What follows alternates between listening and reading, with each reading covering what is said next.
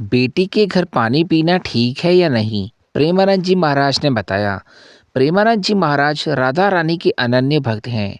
उनके दर्शन के लिए न सिर्फ भारत से बल्कि विदेशों से भी श्रद्धालु आते हैं। इन श्रद्धालुओं में सिर्फ नामचीन लोग ही शामिल नहीं होते हैं, बल्कि मेरी आपकी तरह आम इंसान भी लोग शामिल रहते हैं।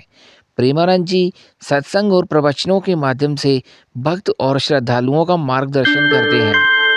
श्रद्धालु दर्शन की ख्वाहिश के साथ साथ ढेर सारे सवालों को लेकर भी उनके पास आते हैं। इनमें आध्यात्मिकता के बजाय सांसारिक जिंदगी से जुड़े ज़्यादा सवाल होते हैं।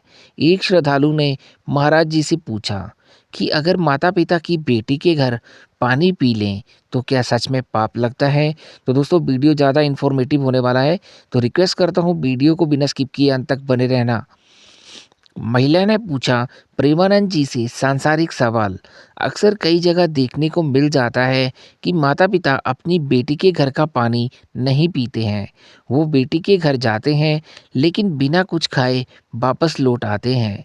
इसी तरह से जुड़ा एक सवाल प्रेमानंद जी महाराज से एक महिला ने पूछा कि क्या बेटी के घर का पानी पीने से इंसान पाप का भागी बन जाता है।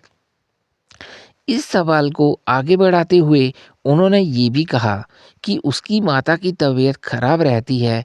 वे चाहती है कि अपनी माँ की सेवा करूं, लेकिन माँ बाप की डर से घर नहीं आना चाहती है। ऐसे में अब क्या करना चाहिए? तो बिल्कुल ध्यान से सुनना दोस्तों। प्रेमानंद जी महाराज ने दिया ये बेहतरीन सुझाव।